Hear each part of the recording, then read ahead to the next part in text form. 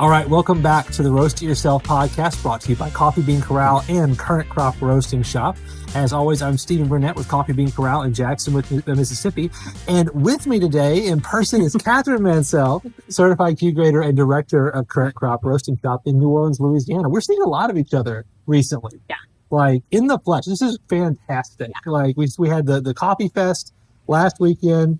And now we're up here doing business things and working on some exciting stuff for Current Crop. Yeah. So, yeah, cool. How's everything going? Good. Cool. Good. Awesome. It's always good to be in the warehouse. Yes. Yeah. Yeah. It's like come back home. Yeah. You know, big, spacious warehousey home. It's wonderful. Yeah. That's great. Okay. Well, each week we set aside about 10 minutes to field questions from home coffee roasters and professionals alike about roasting, tasting, and most importantly, enjoying coffee.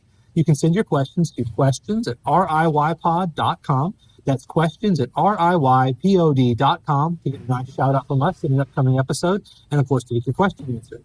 Well, this week's question comes from Joe D, who writes, when cupping coffee, how long after roasting the coffee should you wait to taste it, and at what temperature should you taste it?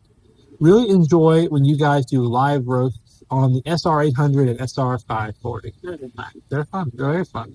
You can see live roasts literally every day if you go to Current Crop Roasting Shop. They do roasting classes down there, and so highly recommend it. But yeah, Catherine, this feels like your area more than mine. So talk to us about the prep. We don't like the actual cupping. Talk to us about how to set it up. What's the prep look like? So the set standard for roasting coffee when you're filling out an evaluation is to cup it within 24 hours after you roast it. I like to let it rest. Mm-hmm. Depending on your roast level, a certain amount of days that you wait is a set standard that we've gone over plenty of times, but I like to wait until the coffee is properly degassed to where I can fully taste everything the coffee has to offer. I think our friends at Cafe Creole did an extensive study about this a couple of years ago. I'll try and link to it. Yeah, that'd be really great. Yeah. Just because you can get a bunch of good information, within 24 hours, but I find you have a lot more to work with a little bit further on down the road. So I let the coffee fully degas before, so maybe like 4 or 5 days most of the time. Set standard, I'll do a lighter medium roast, so a City Plus.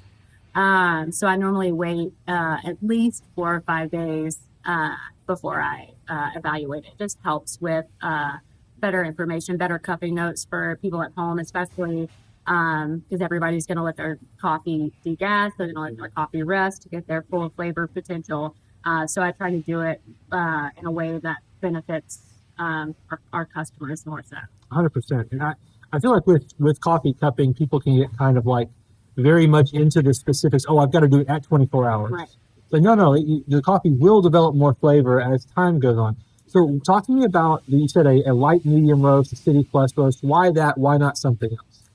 The roast level can get in the way. More roasty characteristics will come in. I like a City Plus roast just so those sugars can break down, so that sweetness comes through a little bit more in a City Plus for me. That's normally kind of the set way that I'll evaluate as a City Plus. Now, I know a lot of people, like, they want to do coffee cuppings. Maybe they don't have a shop nearby that does them. Maybe they can't get down to Current Crop as often as they would like to go do a cupping class with you. But, like, if you wanted to do a cupping at home, if you wanted to roast some coffee, have some friends over, what kind of things would you need to set that up? You need a kettle. Mm-hmm. You definitely need a kettle, first and foremost. Yeah. And a big kettle. Like, go ahead. Sorry, I've got a story. Let's see. Definitely a big kettle.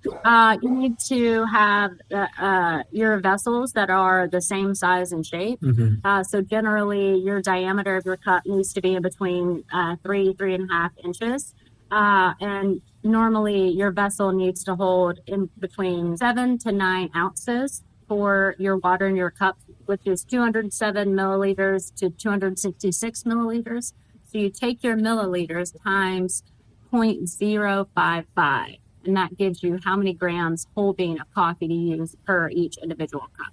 Then let's see, I get my water up to 204, and that's when I pour each individual cup. I break at 4 minutes and then I taste at 8 minutes after the pour.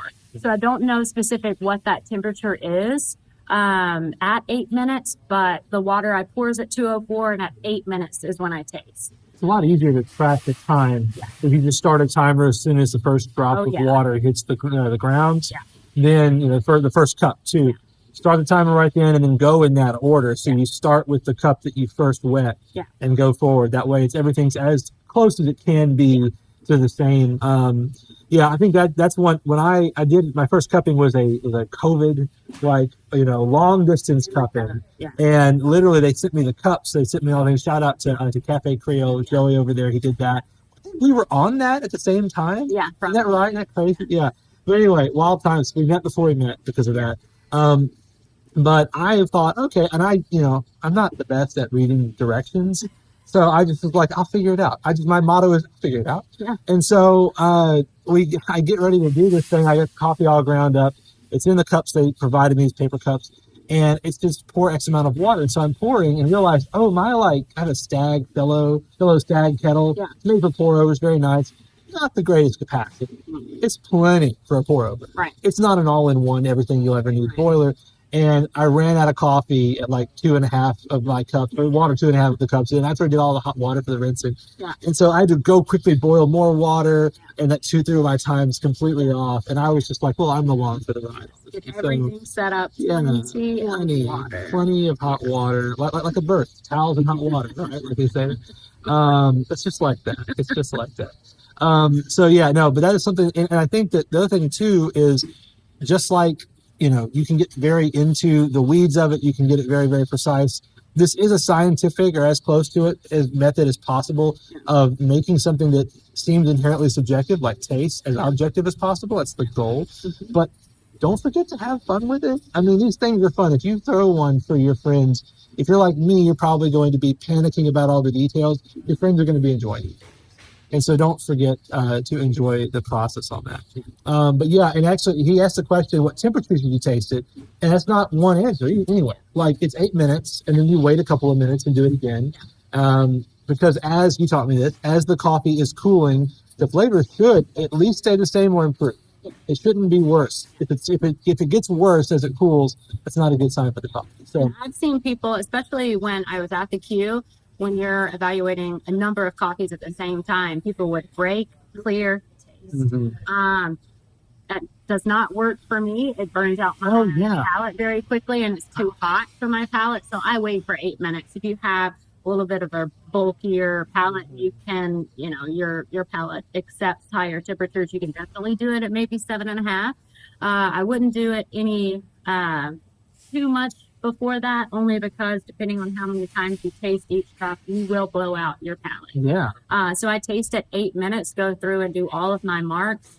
And then I do a second pass, and I do even a third pass. Because as that temperature is changing, you will pick up different things as you evaluate it. Even if you're not filling out an evaluation form, just tasting it, if you think about it, if you poured a very large mug of coffee and you didn't put anything in it, just had a black coffee, it's not going to taste the same as it does on your first sip than it does on your 10th sip. Everything's going to change. So that's goes into what you're going through as well, what you're tasting. 100%. And also, it's one of those things, when you first taste the coffee, it's like, you told me this before, you got to taste it. You have to have at least another sip before you even start writing anything down. Do not trust your first sip. Yeah, it's going to be kind of shocking. You're going from, whatever body temperature your palate's at to like hot coffee, even if it's not too hot.